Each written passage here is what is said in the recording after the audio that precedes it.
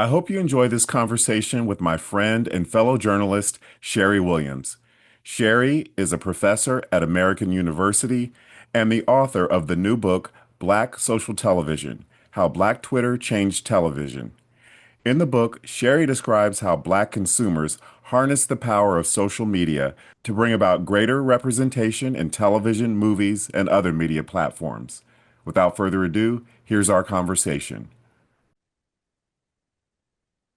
So Sherry, it's great to catch up with you. We go way back to when we were We both, do, we do. yeah, when we were both you were working for the Daily Dispatch here in Columbus, Ohio, and I was working for the community newspaper. So we kind of, if I remember correctly, that's how we kind of, our paths crossed that way. Absolutely running into each other on assignments and Yeah, just out and about in the city. Yeah. exactly. And now you're, in addition to being a veteran journalist, you're the professor of journalism and media studies at American University. Is that right?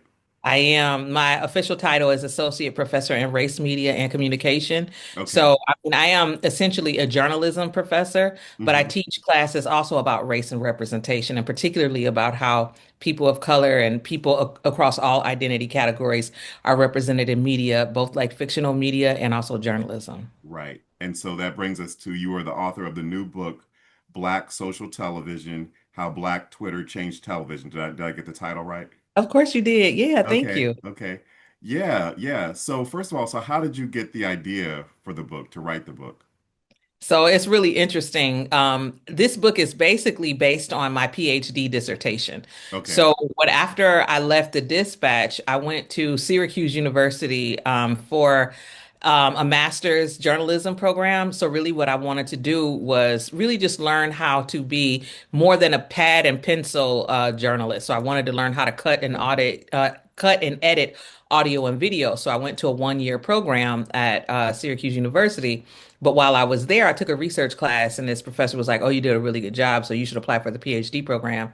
I did, and I got in. And so for my dissertation, while I was sometimes like on the weekends doing homework with my colleague and friend, Lanessa Williams Martin, we would see that while we were doing our homework on and watching like, the Twitter stream and also watching television when the Real Housewives of Atlanta would come on, we would see that like all these things that they were talking about, like the catchphrases like old lady gang or bye ashy when Portia was telling Kenya she had ashy feet, like all these different things, they started trending. And then one night I saw that all of the top trending topics in the United States were related to the Real Housewives of Atlanta. And then Vanessa and I both noticed that there is something here. So then we just started keeping track of how Black people's use of social media and the conversations, the digital conversations that we were having about television, and not only just television, but also representation in ways that Black people were pushing back and resisting stereotypes. We kept keeping track of all those things, and eventually I turned that into my PhD dissertation and spent an incredible amount of time studying and observing the way that Black folks were talking about television online and also engaging in digital advocacy about Black representation on television. Right. So I understand in the book that you trace Black activism back to like over a century ago, like 1915, when the NAACP was campaigning against the notoriously racist movie Birth of a Nation. So do Yeah. you kind of tie that into social activism on social media? Absolutely. So, Black people have always been protective of our images because we know that our images are often distorted and maligned and used against us in ways to show the rest of America that they are not like the rest of us and they don't deserve the same privileges and rights that we do, right? So, it is important for us to really be careful about how we're portrayed and really understand that the way that we're portrayed has a direct impact on how we are treated and also how people govern about us, right? So, like with The Birth of a Nation, for example, this is a film that, and unfortunately, and I have seen this as a media scholar in my media studies, I have seen that film schools really congratulate this film and celebrate this film for being a vanguard, like at the vanguard or a pioneer for its technological and cinematic advances. So, they talk about like how the cameras are used and angles and different things like that, but they don't talk about the content and how this was basically just anti-black and white supremacist propaganda, which is very crazy to me, but also not surprising, right? So, but Black people, particularly the NAACP, said that we need to stop having this film screened because it is having a direct impact on how Black people are not feeling or actually being safe in their neighborhoods. So while doing the research for this book, I found that in the counties where Birth of a Nation was screened, KKK membership increased. Anti-Black violence, vigilante violence against Black people increased.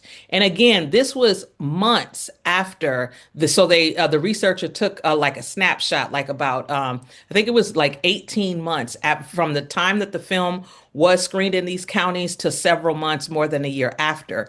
They found again KKK membership and anti-Black violence increased. So there is like a direct correlation, and there are real consequences for these anti-Black images and how people actually treat each other. And even when we kind of fast forward into like the 70s and 80s, there was this film Fort Apache Brox that came out, which was Mhm. probably considered as one of the first propaganda films that folks in New York City were protesting against Was because Pam Grier in all that? Sorry to interrupt you, but she was. She okay. was. She was. So all of the heroes were the white cops, but Mm, all of the bad guys were all of the Black and brown people, right? mhm. So Black folks, brown folks protested against that film back in those days. And even when we move into like the 1980s and the 1990s, the NAACP protested against the big three networks because I believe it was in 1998 all of the big three networks, and then also including Fox, none of them had Black leads or even people of color as leads during primetime shows. So the NAACP protested back then because we know in media studies there is a term called symbolic annihilation, which basically says that social groups that don't have a lot of power in society are often invisibilized in mainstream media depictions. And if we do see them, it is in very stereotypical ways, right? And so just not even having people of color exist in mainstream media depictions, that even says something that people are not even important enough to be portrayed, right? So now, when we fast forward into the 2010s, now we have this situation where we have these mobile devices, and now Black people can, instead of standing outside of ABC, NBC, CBS, and Fox with picket signs, or standing outside of theaters in 1950 when The Birth of a Nation came out, we can tweet directly to the director, the writer, the producer, the production company, the network, the film company, and really let them know directly how we feel about these images that they are distributing about us, right? And what is really important is that now we can also communicate directly with the advertisers because we know Mhm. that all of this is a business. Nothing runs without money. And so, one thing that I think is really interesting, and I talk about it in the book, is that there was this show called Sorority Sisters that was on VH1 probably about a decade ago now. Mhm.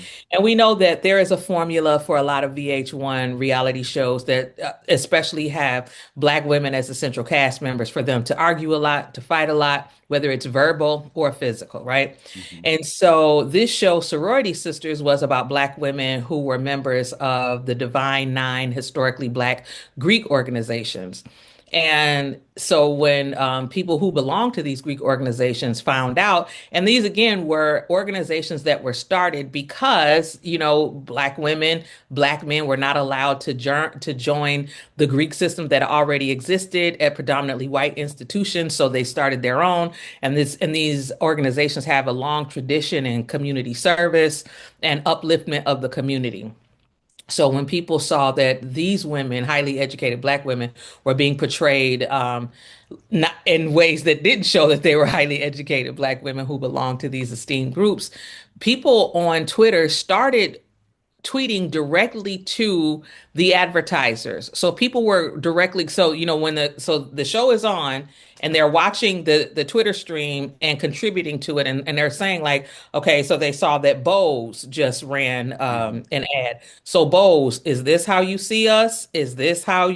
Is this the show that you really want to support? Okay, bet we're not buying your speakers anymore. Hey, CarMax, I love your lip chap, but I don't love the fact that you are supporting a show that makes Black women look like the angry Black women. And Hmm. NBA, there were so many different, Toyota, I remember, was one of the companies.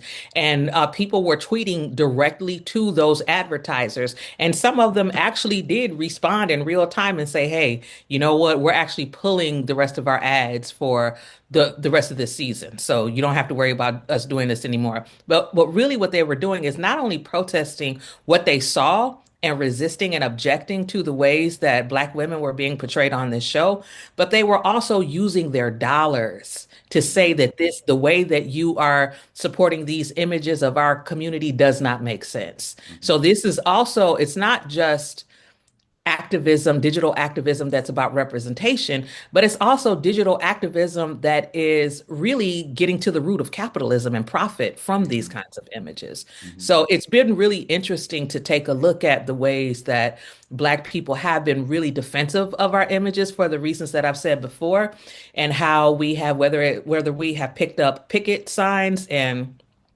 protested outside of a major studio network or even a movie theater, or picked up our phones to protest against the images that we're seeing. We are still now, decades later, still being protective of our images. Right. So, how do you kind of square the fact that Black people can, it's a cliche to say the Black community is not monolithic, but I mean, that's true. How do you, how is it possible to hold two thoughts that Black people can look at the same content in different ways? For example, I remember in either 85 or 86 when The Color Purple came out, the NAACP protested because of the depiction of Black men in The Color Purple. But Right. other people in the Black community thought, oh no, this is,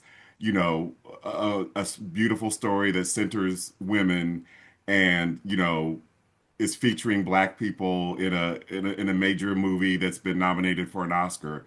How do you kind of square those? Is it okay to disagree that, not all of us are going to see the same content in the same way? For some people, something like The Color Purple may be a classic. For others, it's exploitation and the same old, representation of, Black men being abusive, etc.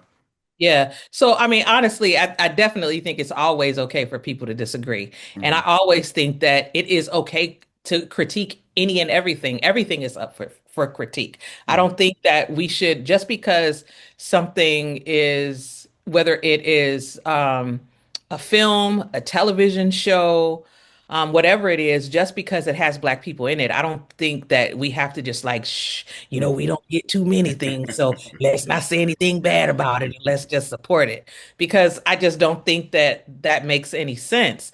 But I also know, and media studies backs me up on this, is that people come to media depictions and they view them through their own lens and through their own experiences. So what I recall about The Color Purple, and even though I was very young, I do remember this, and I thought it was really interesting, is that that divide, a lot of it was a gender divide, Mm. right? Because Black women appreciated this story written by Alice Walker that Mhm. was based on some of her own family experiences and Black women's experiences from the past. So Black women appreciated that. And it was a Southern story. So there were so many, this was a story in so many ways that encompassed a lot of identities that we just didn't see. Black people, Black women, Southern women of a certain age or a certain region. But at the same time, Black men were thinking, okay, but all of the men here, whether it's Danny Glover or Adolph Caesar, who played his father, Yeah. they're all negative in some sort of Hmm. way, right? Hmm. So but Black men who were watching that were watching it with their own particular lens of their from their experience. So I understand why they would look at it like that. Like there are some Black people who feel that all of reality TV is trash and it should all be canceled because it all of it makes us look bad. And as someone who is a media scholar and an avid television watcher, I write about TV, I watch TV. I don't think that reality TV is all bad because I'm not watching it with the same lens that everyone else does. I'm also not saying that these shows deserve Emmys or anything like that, but what I will say is that I have rarely seen a show about a Black family or a family of color, an Afro-Latino family, dealing with one of the children transitioning. I saw that on the Gossip Game on VH1. Wow. I rarely see depictions of how incarceration has an impact on Black families, particularly young children when their parents go off to prison. I've seen that depicted more than a few times on Love and Hip Hop, when Scrap DeLeon went to prison, when Lil Scrappy went to prison. So, I mean, we know that over incarceration has a devastating impact on Black families. We don't see that a lot on scripted television, though. So these shows that are produced and written by some of these elite Hollywood Black content creators, we don't see those kinds of stories coming from them all of the time. But we do see them on reality television, which is seen as this trashy genre, right? So again, I don't think that we should not critique any of these Black narratives, because I think if we really take a step back, depending on what our lens is and what our personal experience is, I think we might find that there is a little bit of value in everything, but everything can also be critiqued. So what I hear you saying is don't just paint every genre with a broad brush. You just can't say all reality TV is trash and there's absolutely no redeeming value in it I mean, I whatsoever. wouldn't say that, but Uh-huh. also, unlike a lot of people, I do actually watch these shows, right? So, Yeah. I mean, I actually know what I'm looking at. So, Right, when you right. talk about Jocelyn and Stevie, and even though they're kind of old and I feel like everybody knows who they are, but when you talk about Kirk and Rashida and Jasmine, like I actually know what you're talking about. Right. So, I know what some of the value is on some of these shows, and I also know what some of the problematic aspects are too. So it also sounds like you're saying watch, but watch with a critical eye. Don't just Yeah. consume it like junk food. Kind Right. of, And yeah. don't look for the bad. What else is there? Hmm. What else do you see? Yeah. So I know you kind of touched on it in the book with Elon Musk having acquired Twitter. Is Black Twitter still as influential as it was when it was still Twitter? Is it even called something different now, Black Yeah. X? I mean, No, I don't think that Black Twitter is as influential as it was then. And I also don't think that Twitter itself is as influential as it was back then. But all of the engagement that we had around Scandal back then, we didn't have it for some of her other shows like Queen Charlotte and others because she was off Twitter by then. okay. Right? She just stopped using it. Now, also, we wouldn't have had the same engagement because, that's the Queen Charlotte and all of the Bridgerton stuff was on Netflix. And, sometimes people binge that and it just has like a different kind of engagement in the first place, especially beyond the first weekend. But a lot of celebrities who are people who did engage a lot on social media around their shows left the platform. People just do not see Twitter as the same place that it used to be. And GLAAD, unfortunately, deemed Twitter as like the most unsafe place for queer people when Hmm. it comes to social media platforms. So no, Black Twitter doesn't have the force that it used to have, but also Twitter is not the force that it used to be either. But one thing that I will say though is that the platform Twitter itself would have never been what it was without Black people and without Black Twitter. Because the way that we used it, first of all, we were over indexed on usage, and the way that we communicate with each other, the kind of in cultural lingo that we used, how the specific ways that we talk to each other, call and response, those types of things just really helped to make the platform what it was. And now that a lot of us are not there anymore, it is not the same. But Black people are still definitely engaging online, and whether it comes to Instagram or Facebook, but particularly Instagram around some of these shows, there is still a lot of engagement that Black people are engaging in, but it's just migrating to different places on the web and to different platforms. So it kind of sounds like the larger trend in society of there not being a, collective water cooler, so to speak, which was what Twitter was back in the day. Is like everyone is having their own curated experience on their the platform that they prefer, whether it's Instagram or I guess some people went to Blue Sky that left Twitter/X. Some Yeah. people went to Threads. Some people still use old school Facebook. So it sounds like Yeah. there's not one dominant platform that's I mean, created. Yeah. not from what I'm seeing, but one thing that I can say is I am seeing not only the audience, but also content creators use not Facebook, but Instagram in some really interesting ways. So as you know, on Instagram, you can go live, and you can go live with up to four people. Hmm. So there's this one Tyler Perry show, I don't know if you've seen it, called Sisters, that's on BET, right? Hmm.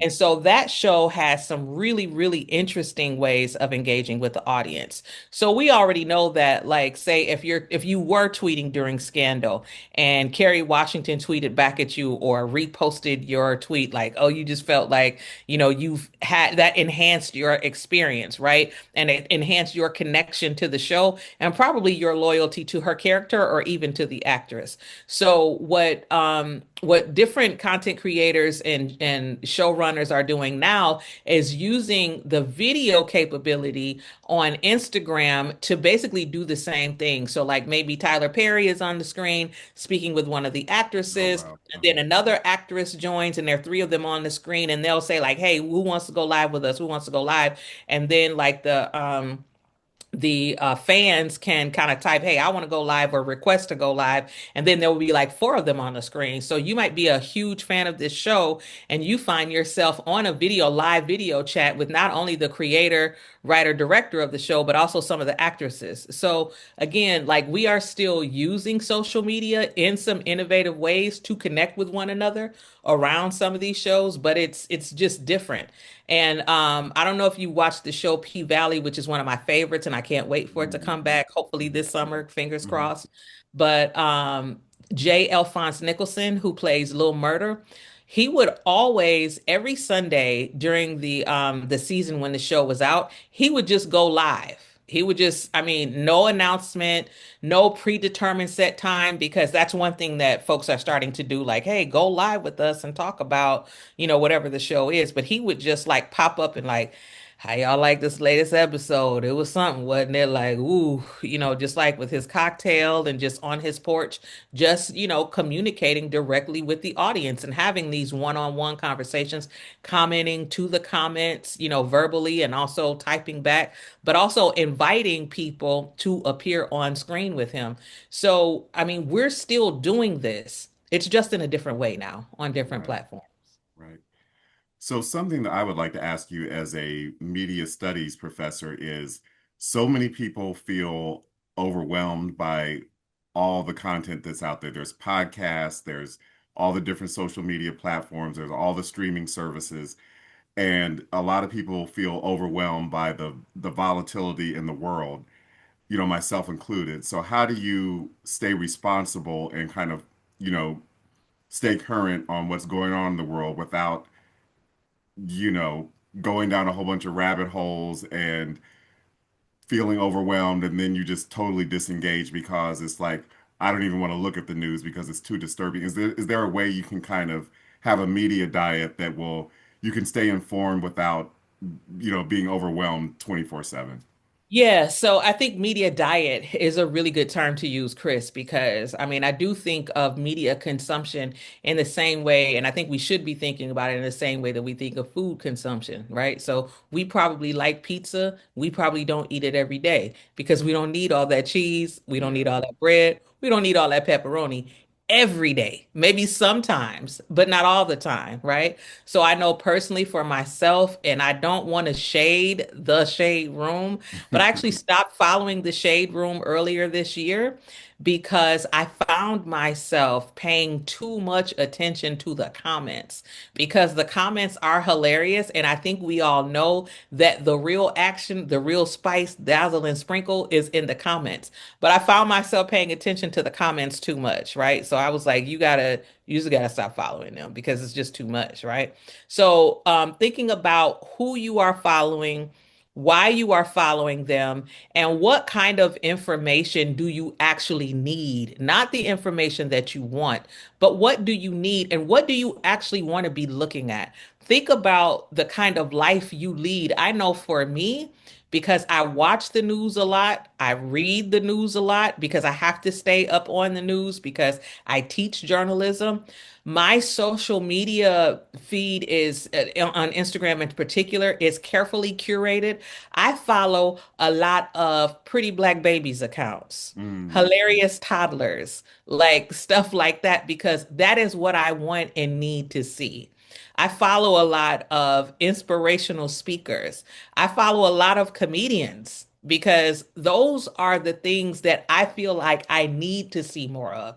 I definitely still also follow news accounts and not just mainstream corporate news accounts. I follow, online news from outlets that are owned and operated and center Black people. I do the same for queer news and queer media and gender focused and women focused media. So I think it's really important for us to think about like, what do I want to see? What do I need to see? And what do I need more of, right? Because sometimes when we're thinking about the body consumption, we know that like, oh, I need to be drinking more water. So you make a conscious effort to drink more water. So if you know you're not taking in enough news, then find some reputable news outlets that you trust to follow. If you know that you are not seeing and experiencing enough joy, follow cute black babies like I do.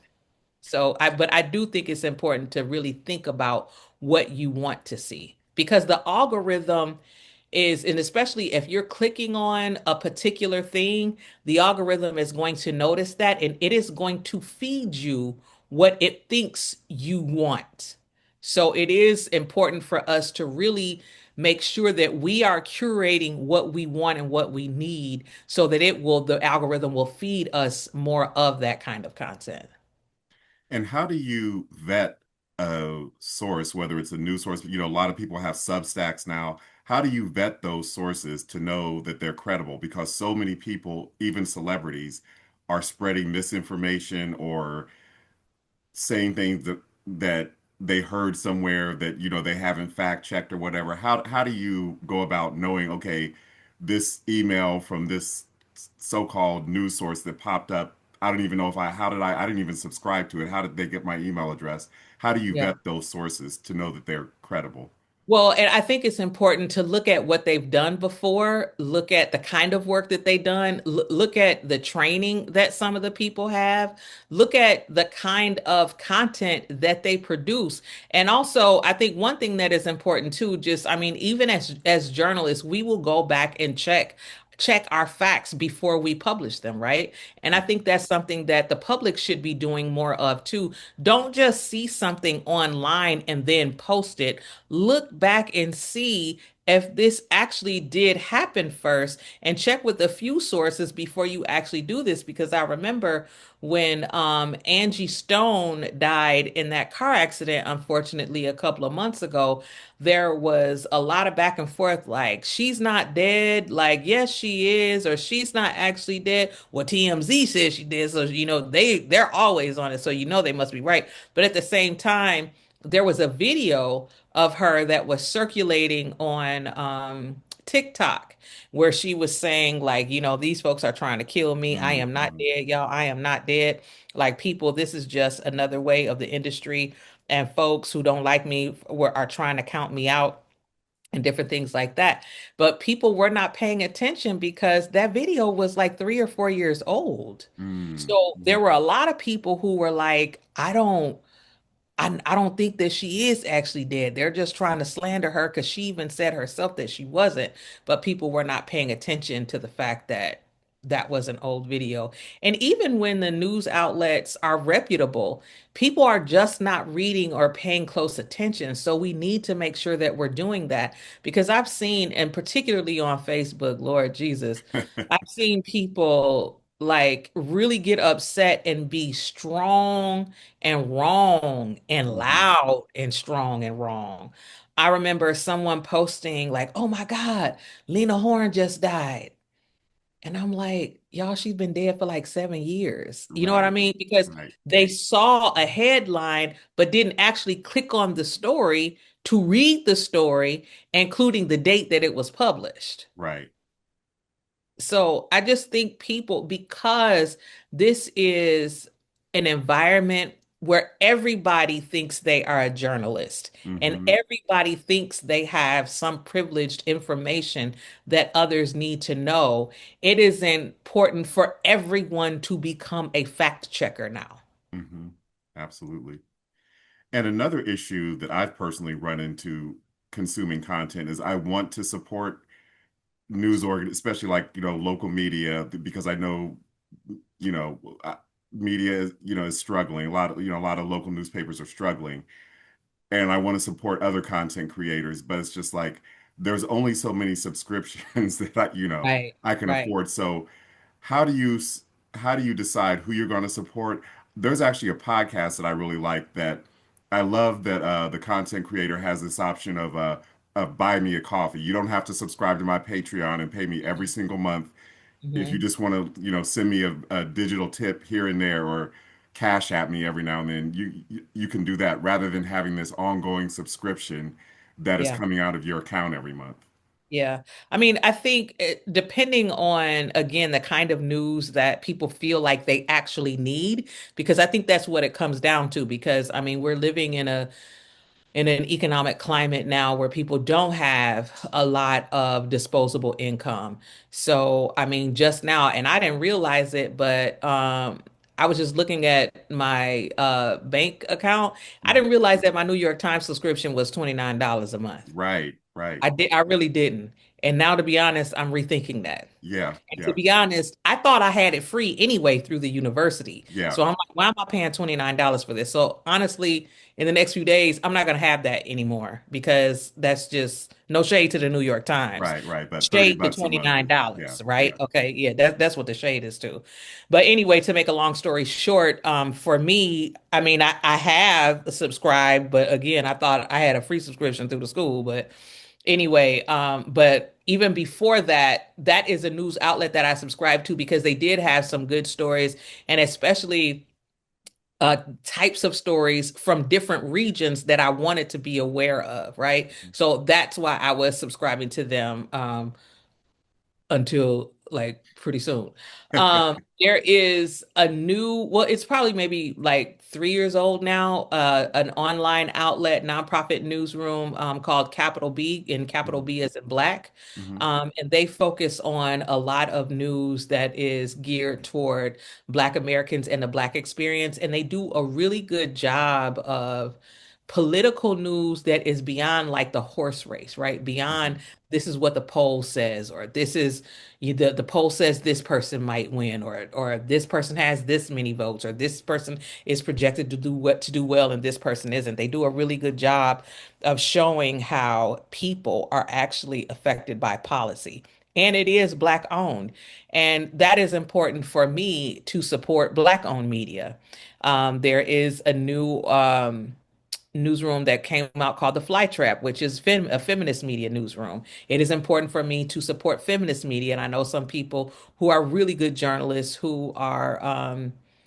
who are backing that. So I think it really just depends on, what is important to you. I mean, because we often say, because I hear people say this all the time, like, man, I miss BET News. BET should have never closed their newsroom. And I remember the good old days of Ed Gordon and Jackie Yeah. Reed, but y'all weren't watching it though.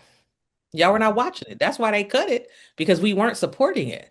So I'm not saying that we should be looking for like niche media that really geared toward what we already believe. But what I am saying is that we should be supporting the media that does report on our communities in ways that others don't. So that is what is important for me, is trying to support the kind of media that I know that we as a society need and more of what I want to see.